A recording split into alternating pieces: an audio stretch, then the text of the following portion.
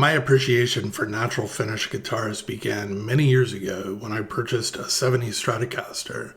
Since then, I've owned dozens of Strats, Teles, Mustangs, and even Yamaha guitars in this finish, and I love every single one of them. For a long time, I've wanted a Jazzmaster and or a Jaguar in the same natural finish. Well, I've seen a few over the years, and there's actually some posted now.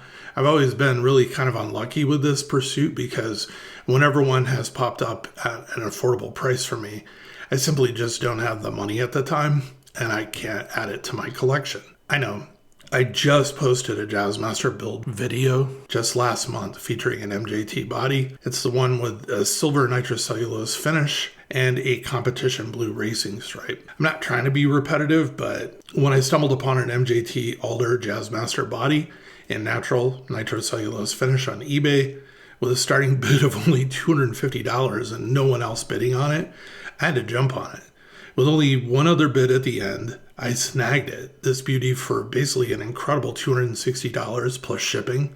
That's just phenomenal for an MJT body. Once I had the body, I started gathering the necessary components. For pickups, I wanted to try something different. I found a set on Reverb titled Custom Made, Hand-Wound 1958 Jazzmaster Pickup Set, Vintage Correct. These are made in Rascane, Croatia, and hopefully I've pronounced that correctly, by a company called Q Pickups, and cost only $134 for this set, plus $15 for shipping and handling. I was pleasantly surprised to find no tariffs, and they arrived at my door within about 30 days.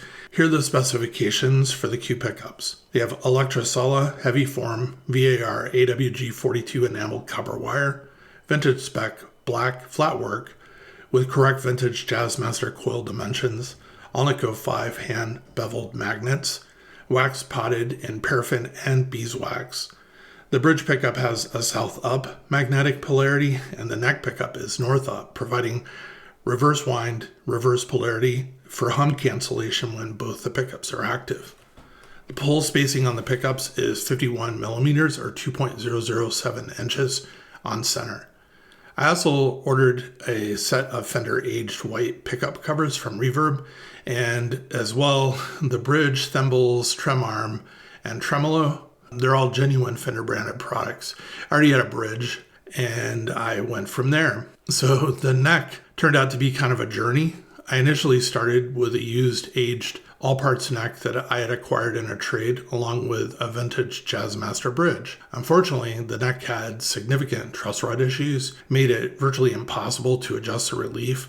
Had nothing to do with string height or having a shim. It was just basically the trem rod, you turn it and nothing happens. I ended up replacing it with a Fender Player 2 Jazzmaster neck. This neck boasts a 9.5 inch radius instead of the vintage 7.25 inch radius. I did need to add a shim to achieve the correct neck angle for proper string height adjustment. The Fender Player 2 Jazzmaster neck features maple neck construction with a satin urethane finish on the back and a gloss urethane headstock face. Has a modern C neck shape, a slab rosewood fretboard. Again, I said with a 9.5 inch radius or 241 millimeter radius, 22 medium jumbo frets, a synthetic bone nut, which I'll eventually replace to bone, with a width of 1.650 inches or 42 millimeters. The skill length of the guitar is 25.5 inches or 64.77 centimeters. I measured the neck thickness.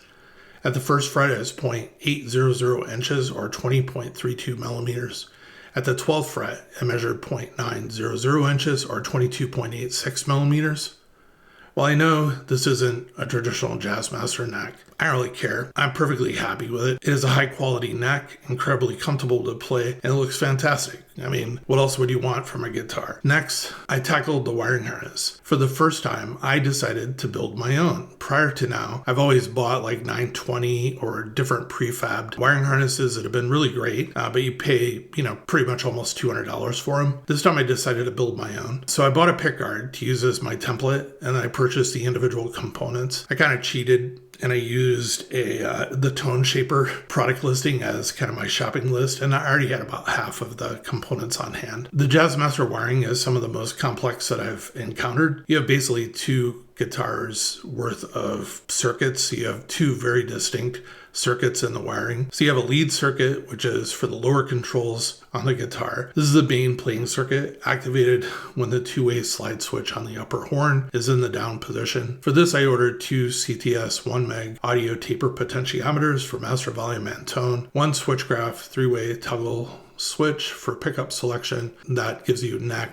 and bridge traditional kind of pickup combinations, 1 switchgraph 1/4 inch mono output jack, a 0.033 microfarad orange drop capacitor for the lead tone. For the rhythm circuit, that's the controls on the upper horn control of the guitar. This circuit is activated when the two-way slide switch is in the up position and only affects the neck pickup, offering a darker kind of traditional warmer Jazzmaster tone. So I ordered for this 1 CTS 1 meg linear pot, mini size. This is for the rhythm volume. 1 CTS 50K linear potentiometer, mini size for the rhythm tone. Again, this is really key to the Jazzmaster's dark kind of rhythm tone, and it is kind of dark. 1 switchgraph 2-way double pole double throw slide switch for selecting between the lead and rhythm circuits, and then a 0.022 microfarad orange drop capacitor, 2 roller knobs, and 1 mounting bracket for the mini roller pods. The total cost for all the parts was, if I had bought everything, was about $75. You can buy a tone shaper parts kit with similar components, pretty much the same components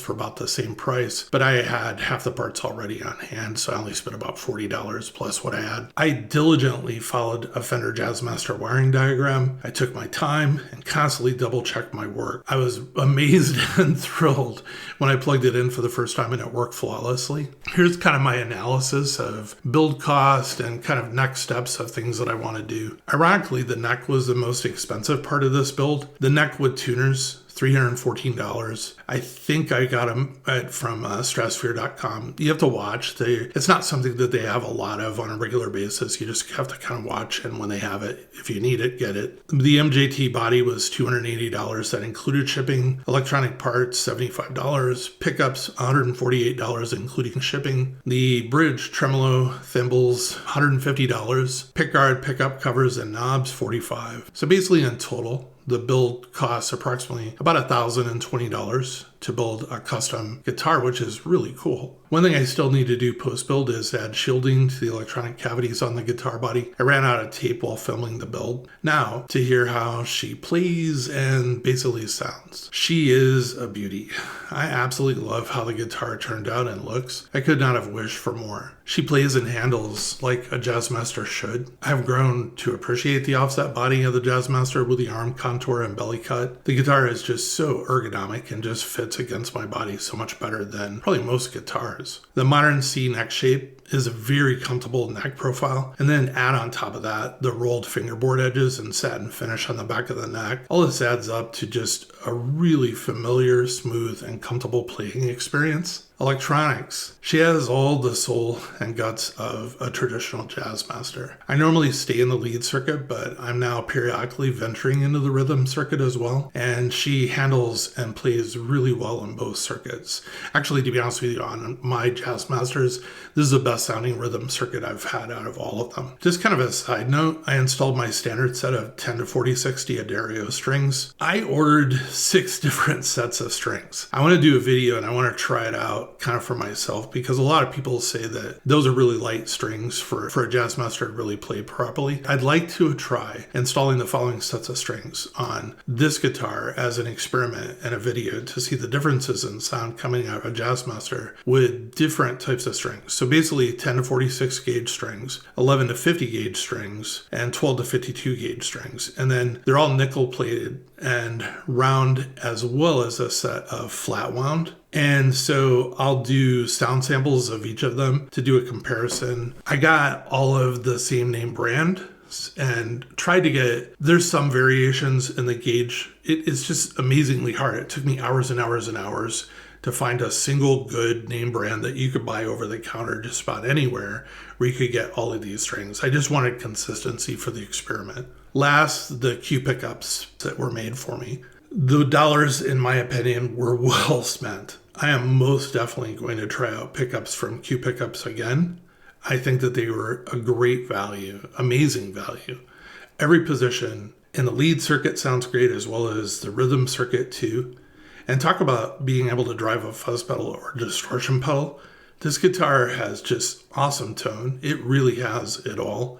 And this is probably right now, out of my collection, my favorite guitar.